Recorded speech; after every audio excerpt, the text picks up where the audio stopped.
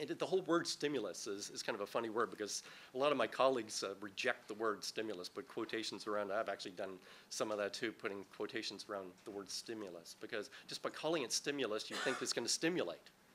And it's pretty clear that the examples I just gave were examples where you shift. So or maybe it stimulate the short term, but at the cost of the long term, something like that. So I guess my opinion is that, and there's a debate in economics as to what the effect of kind of fiscal policy actually is. So if you spend $1, do you get more than $1 back?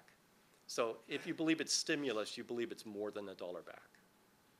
Okay? And a lot of people think that it's not $1 back. People think, actually, there's a substantial number of people think it's negative. So you actually lose if you measure properly over the long term. So, you phrase it as kind of like Keynesian stimuli, and in the true sense of the Keynesian part of it, I would be one that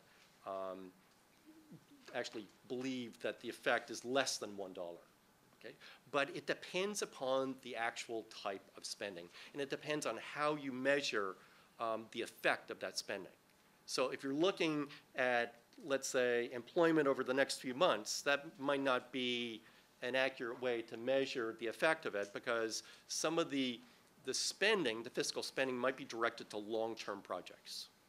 So there's certain public good things that we expect our government to provide.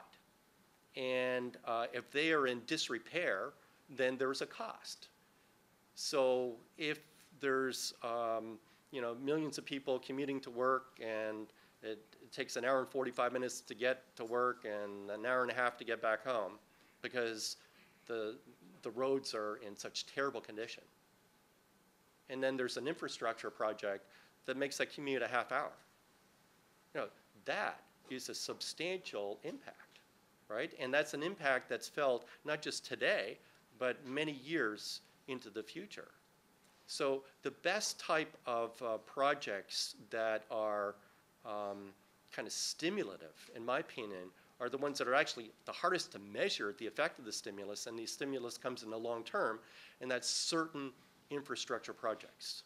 And I'm not saying all infrastructure projects, because there have been some terrible projects where you build an airport in the middle of nowhere for no good reason other than the congressman is from that area.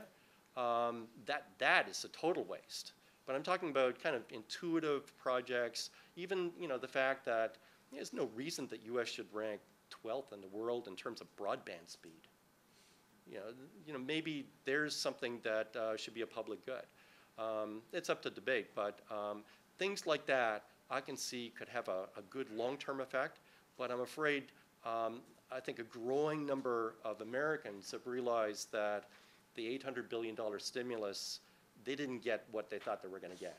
So I would be extremely nervous about another round of stimulus, and I sharply disagree with the people that make the claim that we didn't spend enough the first time. So, so I think we just need to be careful. And right now we're not in a position to spend. Right? We've got a $1.5 trillion deficit. We've got debt that's huge, and it's amazing to me that what people point at is simply the public debt line in terms of the U.S. debt. There's other debt all over the place: state debt, municipal debt. There's unfunded liabilities of pension plans in municipalities and states, the federal government. Yeah, there's a lot of stuff. Yeah, I don't mention Social Security because I think we can fix that. It's pretty straightforward. You increase the retirement age, you can change the levers a bit, and we can get rid of that. But some of this other stuff is real. Okay, so we're really not in a position to do this. So given that there's a limited amount of resources, we need to be very smart as to how to deploy that money.